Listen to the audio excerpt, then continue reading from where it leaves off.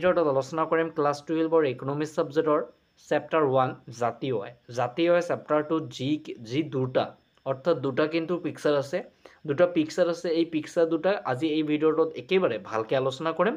তোমালোক বেছি দেৰি নকৰি এই ভিডিঅ'টো আৰম্ভ কৰি আছো, তোমালোকে ভিডিঅ'টো শেষলৈকে চাবা।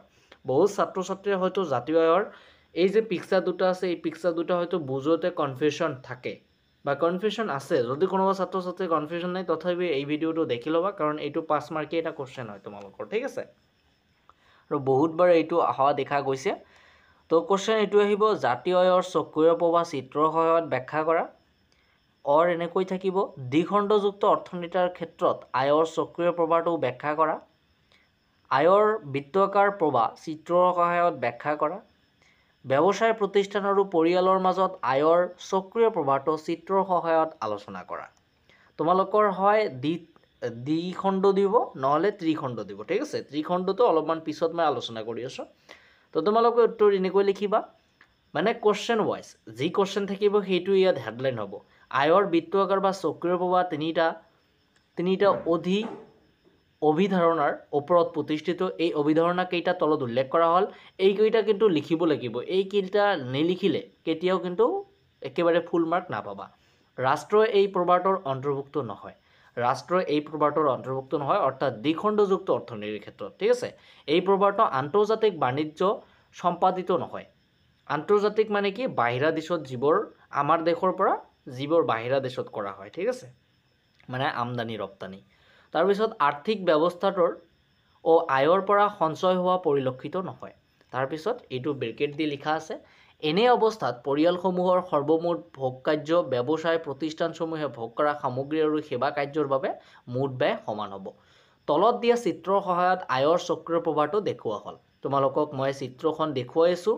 চিত্ৰখন তোমালোকে এনেকৈ আঁকিবা, তিনিটা অৰ্থাৎ দুটা বক্স, যিহেতু দ্বিখণ্ড গৈছে বা দুটা খণ্ড গৈছে, দুটা খণ্ড হ'লে দুটা বক্সে হ'ব।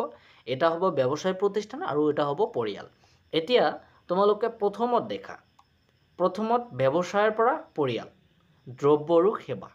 তাৰপিছত কি, তাৰপিছত ব্যয়, তাৰপিছত ইয়াত কি আছে, উৎপাদনৰ আয়, উৎপাদনৰ সেৱা। মানে কি ইয়াত কোৱাচোন, তোমালোকে পঢ়া ভালকৈ বুজি পাবা। ওপৰৰ চিত্ৰ দুটা খণ্ড, ব্যৱসায় প্ৰতিষ্ঠান আৰু পৰিয়াল। ব্যৱসায় প্ৰতিষ্ঠান আৰু পৰিয়াল আছে, কিদৰে দ্ৰব্য সামগ্ৰী উৎপাদন কৰি আয় উপাৰ্জন কৰিছে। মানে ব্যৱসায় প্ৰতিষ্ঠান, এই যে ব্যৱসায় প্ৰতিষ্ঠান আছে, প্ৰথমত কিন্তু আয় কৰিছে। প্ৰথমত কি কৰিছে, আয় কৰিছে, দ্ৰব্য সামগ্ৰী উৎপাদন কৰি আয় উপাৰ্জন কৰিছে। আৰু পৰিয়ালে দ্ৰব্য সামগ্ৰী উপভোগ কৰি ব্যয়ৰ সন্মুখীন হৈছে। এতিয়া ধৰা মই কিবা এখন দোকান খুলিছোঁ, সেই দোকানত যদি মই প্ৰডাক্ট কৰোঁ বা বস্তুখিনি আনি ৰাখোঁ, বা সেই বস্তুখিনি কোনোবা এটা পৰিয়ালে লয়, পৰিয়ালৰ পৰা যি মই আয়খিনি অৰ্জন কৰিলোঁ সেইটো মোৰ আয়, আৰু পৰিয়ালে যিটো মোক দিলে সেইটো পৰিয়ালৰ ব্যয় হ'ব, ঠিক আছে। মোৰ আয় হ'ব, পৰিয়ালৰ ব্যয় হ'ব, ইয়াতে সেইটো কথাই কৈছে।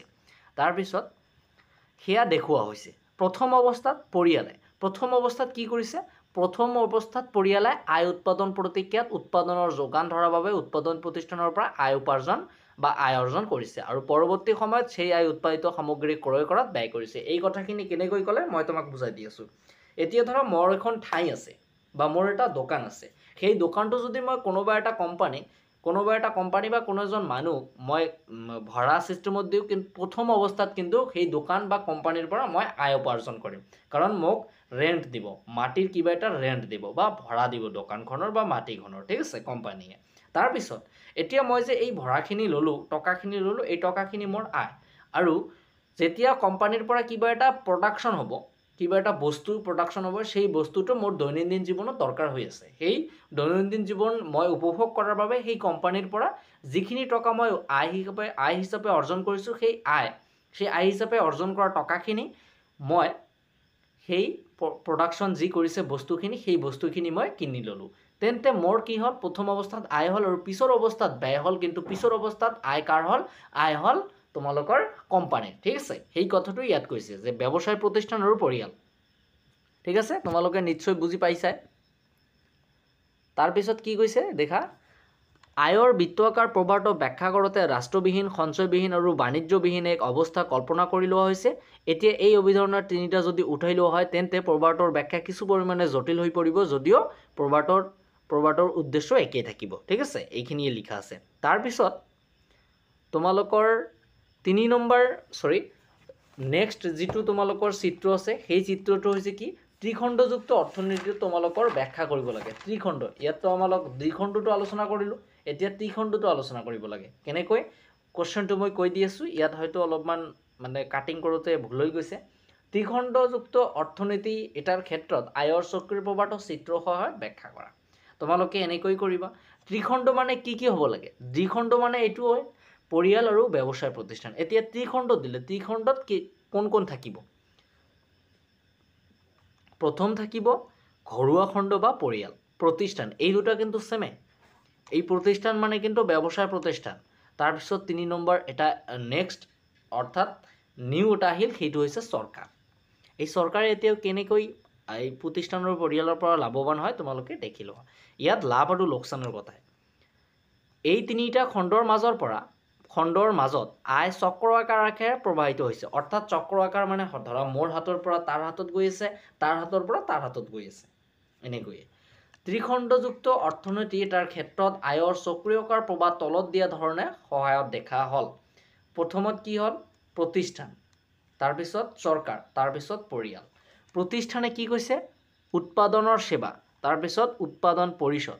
চৰকাৰে কৰ পৰিষদ, দ্ৰব্য আৰু সেৱাত ভোগ্যদ্ৰব্য, কৰ পৰিষদ, উৎপাদনৰ পৰিষদ।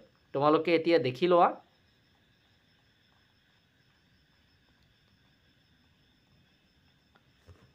ইয়াত কি কৈছে? এখন অৰ্থনীতিত ঘৰুৱা বা পৰিয়াল খণ্ডই উৎপাদনত ব্যৱহৃত উৎপাদনসমূহ যেনে ইয়াত হয়তো কাটিং কৰোঁতে ভুল হৈছে, তোমালোকৰ কোনো ধৰণৰ প্ৰব্লেম কৰিব নালাগে। এতিয়া তোমালোকে দেখা এখন অৰ্থনীতিত ঘৰুৱা বা পৰিয়াল খণ্ডই উৎপাদনত ব্যৱহৃত উপাদানসমূহ যেনে ভূমি, শ্ৰম, মূলধন আৰু সংগঠনৰ সেৱা প্ৰতিষ্ঠানলৈ আগবঢ়ায়। মানে কি কৈছে?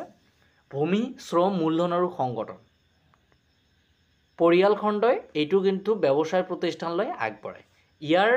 ইয়াৰ বিনিময়ত ঘৰুৱা খণ্ডই ভূমিৰ বাবে খাজনা, শ্ৰমিকৰ বাবে মজুৰি, মূলধনৰ বাবে সুদ আৰু সংগঠনৰ প্ৰতিষ্ঠানৰ পৰা লাভ আহৰণ কৰে। অৰ্থাৎ ঘৰুৱা খণ্ডই প্ৰতিষ্ঠানৰ পৰা প্ৰথম অৱস্থাত আয় অৰ্জন কৰে, পৰৱৰ্তী সময়ত ঘৰুৱা খণ্ডই দ্ৰব্য সামগ্ৰী ক্ৰয় কৰি ব্যয় বহন কৰে আৰু সেই ব্যয় প্ৰতিষ্ঠানটোৱে আয় হিচাপে অৰ্জন কৰে। মই তোমালোকক আগতে এই কথাখিনি বুজাই দিছোঁ, অলৰেডি তোমালোকে কিন্তু বুজি পাইছা।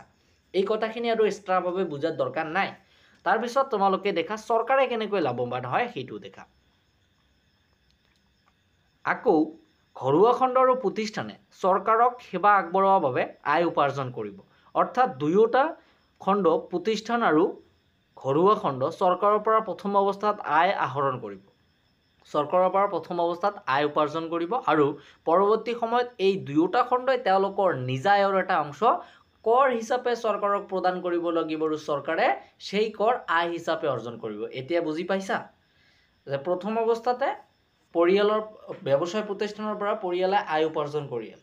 ঠিক আছে, প্ৰথম অৱস্থাত আয় উপাৰ্জন কৰিলে, পিছৰ অৱস্থাত দ্ৰব্য সামগ্ৰী ক্ৰয় কৰাৰ বাবে পৰিয়ালৰ পৰা ব্যৱসায় প্ৰতিষ্ঠানে আয় উপাৰ্জন কৰিলে। তাৰপিছত দুয়োটা প্ৰতিষ্ঠানে বা দুয়োটা খণ্ডই, পৰিয়াল খণ্ড আৰু প্ৰতিষ্ঠান খণ্ডই চৰকাৰৰ পৰা প্ৰথম অৱস্থাত লাভ অৰ্জন কৰিলে, পিছৰ অৱস্থাত কি কৰিলে? সেই যে দুয়োটা খণ্ডই আয় উপাৰ্জন কৰিলে, সেই আয়ৰ এটা অংশ কৰ হিচাপে চৰকাৰক দিব লাগিব। এইটো হৈছে ত্ৰিখণ্ডযুক্ত অৰ্থনীতি। সেইকাৰণে মই কৈছোঁ প্ৰথম অৱস্থাতে লিখা আছিল যে ত্ৰিখণ্ডযুক্ত এই তিনিটা খণ্ডৰ মাজৰ আয় চক্ৰাকাৰ আকাৰে প্ৰবাহিত হৈ থাকে। ঠিক আছে, গতিকে ওপৰৰ আলোচনাৰ পৰা আমি ক'ব পাৰোঁ যে ত্ৰিখণ্ডযুক্ত অৰ্থনীতিৰ ক্ষেত্ৰত আয় আৰু ব্যয় তিনিওটা খণ্ড, পৰিয়াল, প্ৰতিষ্ঠান আৰু চৰকাৰৰ মাজত চক্ৰ আকাৰে প্ৰবাহিত হৈ থাকে। এয়াই হ'ল ত্ৰিখণ্ডযুক্ত